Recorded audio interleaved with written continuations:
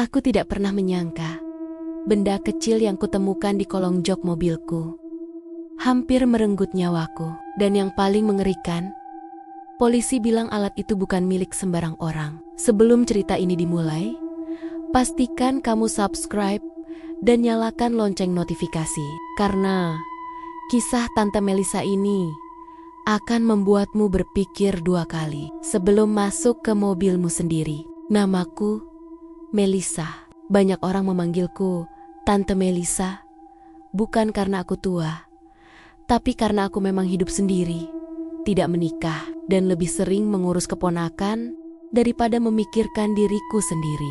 Umurku 42 tahun. Dan selama itu, aku selalu menjalani hidup yang lurus, biasa, dan nyaris membosankan. Aku bekerja di kantor administrasi kecil, pulang tepat waktu, tidak punya musuh, tidak terlibat masalah. Dan yang terpenting, aku selalu percaya bahwa selama kita tidak mengganggu orang lain, maka hidup akan berjalan aman. Keyakinan itu hancur pada suatu pagi yang tampak sangat normal. Pagi yang seharusnya kulupakan, tapi justru menjadi awal dari mimpi buruk terpanjang dalam hidupku. Pagi itu, aku bangun lebih awal dari biasanya, sekitar pukul 5. Karena semalam hujan deras membuat tidurku tidak nyenyak. Suara tetesan air masih terdengar dari talang rumah. Udara terasa dingin, dan entah mengapa, dadaku terasa sedikit sesak. Seperti ada beban yang tidak terlihat. Aku membuat kopi, duduk sebentar di meja dapur, dan menatap halaman rumah yang basah. Saat itu, untuk pertama kalinya muncul perasaan aneh, seperti ada yang salah.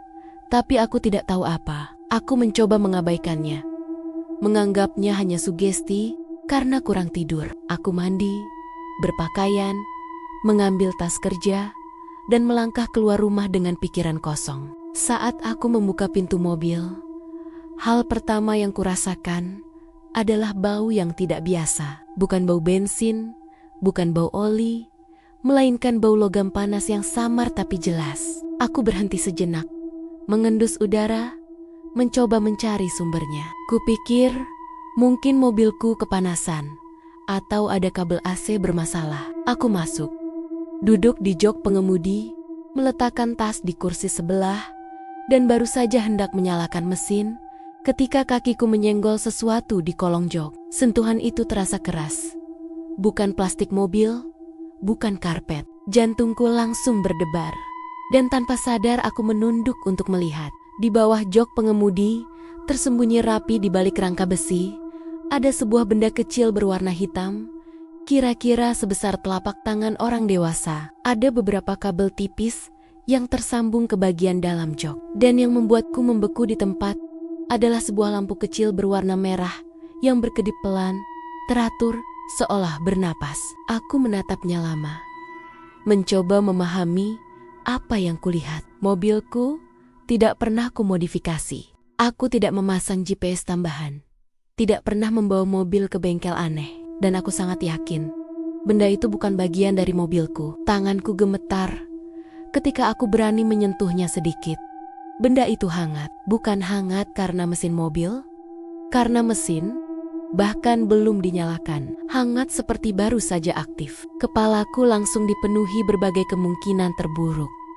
Alat sadap, pelacak, atau sesuatu yang jauh lebih berbahaya. Aku langsung menarik tanganku keluar dari mobil dan mengunci pintunya dengan tangan gemetar. Aku berdiri beberapa meter dari mobilku sendiri, menatapnya seperti menatap benda asing yang tiba-tiba menjadi ancaman. Aku tidak berani mencabut alat itu, tidak berani menyalakan mesin, bahkan tidak berani berada terlalu dekat. Aku mengambil ponsel, memotret benda itu dari berbagai sudut, lalu memutuskan untuk tidak menggunakan mobilku sama sekali. Dengan perasaan campur aduk antara takut, bingung, dan panik, aku memesan ojek online dan pergi ke kantor polisi terdekat.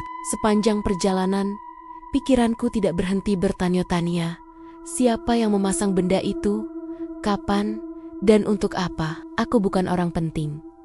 Aku bukan saksi kasus besar. Aku bukan siapa-siapa. Di kantor polisi Aku menjelaskan semuanya dengan suara bergetar. Awalnya petugas terlihat santai, bahkan sedikit meremehkan. Sampai aku menunjukkan foto alat itu.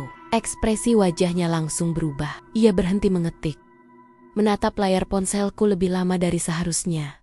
Lalu memanggil dua petugas lain. Mereka berbicara pelan di antara mereka. Sesekali melirik ke arahku. Aku duduk di kursi plastik, menggenggam tas erat-erat, merasa seperti sedang menunggu vonis. Beberapa saat kemudian, salah satu polisi mengatakan mereka perlu mengecek langsung mobilku. Kami kembali ke parkiran, menggunakan mobil patroli. Saat polisi membuka pintu mobilku dan melihat alat itu secara langsung, aku bisa melihat perubahan suasana yang jelas. Tidak ada lagi wajah santai. Mereka memotret, memanggil unit lain, dan membawa alat itu dengan sarung tangan khusus. Aku diminta kembali ke kantor dan menunggu di ruang terpisah. Ketika seorang polisi duduk di hadapanku dan menatapku dengan wajah serius, aku tahu ini bukan masalah sepele. Ia berkata pelan, memilih kata-kata dengan hati-hati. Bu Melissa, alat ini bukan GPS biasa. Jantungku langsung terasa seperti diremas.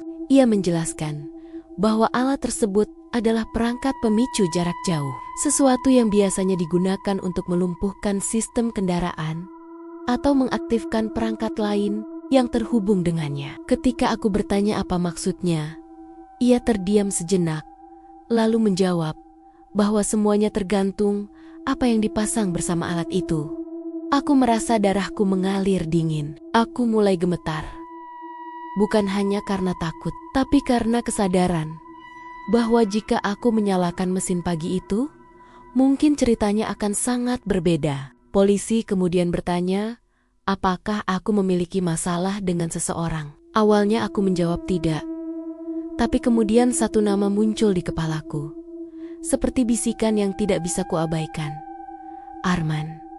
Arman adalah mantan rekan kerjaku. Dulu kami cukup dekat, sering lembur bersama, sering berbagi cerita, tapi semuanya berubah setelah audit internal di kantor. Ada beberapa kejanggalan yang kulaporkan. Bukan karena dendam, tapi karena itu memang tugasku. Audit itu membuat Arman kehilangan pekerjaannya. Ia tidak pernah secara langsung mengancamku, tapi kata-kata Nia saat terakhir kami bertemu masih terngiang di kepalaku.